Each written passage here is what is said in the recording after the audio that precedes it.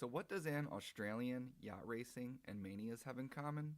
Well, these were the ingredients that led to the creation of a company whose impressive failure was featured in the book Dead Companies Walking. However, before we move too far ahead, I want to emphasize that this story won't involve any numbers because it was difficult to find entry and exit prices when doing research for the video. However, I think that the ending will make the outcome of the trade very clear for everyone. So on that note, sit back, relax, and enjoy. I'm Nick, and this is Great Trades Revisited.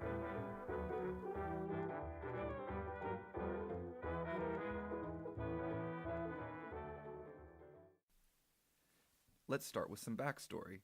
For starters, the company that we are talking about was once called Quokka Sports. Its CEO and co-founder was an Australian by the name of Alan Ramadan. Ramadan began his career in 1984 as a mathematician and computer scientist while working for a large steel producer. Then, in 1990, he founded a software development company by the name of Ozware, who won contracts with leading vendors of the day, including AT&T among others. Finally, in 1996, he co-founded Quokka Sports. But enough about his backstory. What was this company, Quokka Sports, all about? Well, Quokka Sports was a pretty ambitious idea. Its main focus was on yacht racing, and yes, you didn't hear me wrong, I said yacht racing. Ramadan believed that this would be the next big thing in sports entertainment.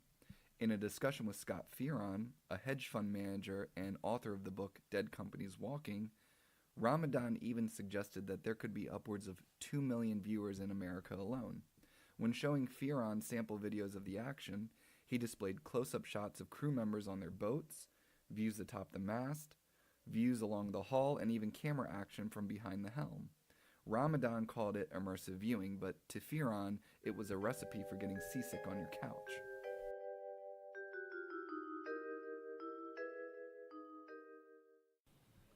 After gaining a solid understanding of the company, Fearon decided to short Quokka Sports stock.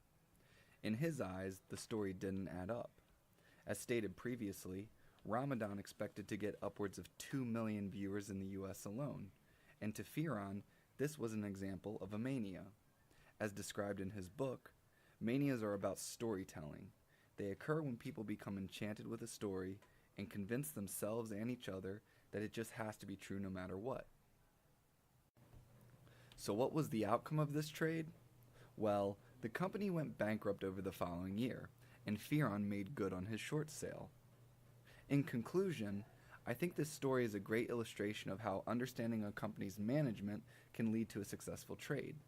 In Scott Fearon's case, his understanding of Ramadan's sales pitch allowed him to form his own thesis based on a few logical inferences, the core of which was that Americans simply weren't going to watch yacht racing.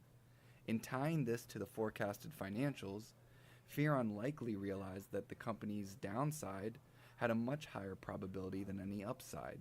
In the end, the failure to correctly predict consumer habits led to Quokka Sports' bankruptcy. Thank you again to everyone who made it through this video.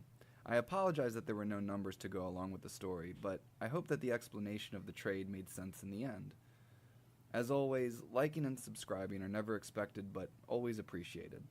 Take care, and I'll see you in the next video.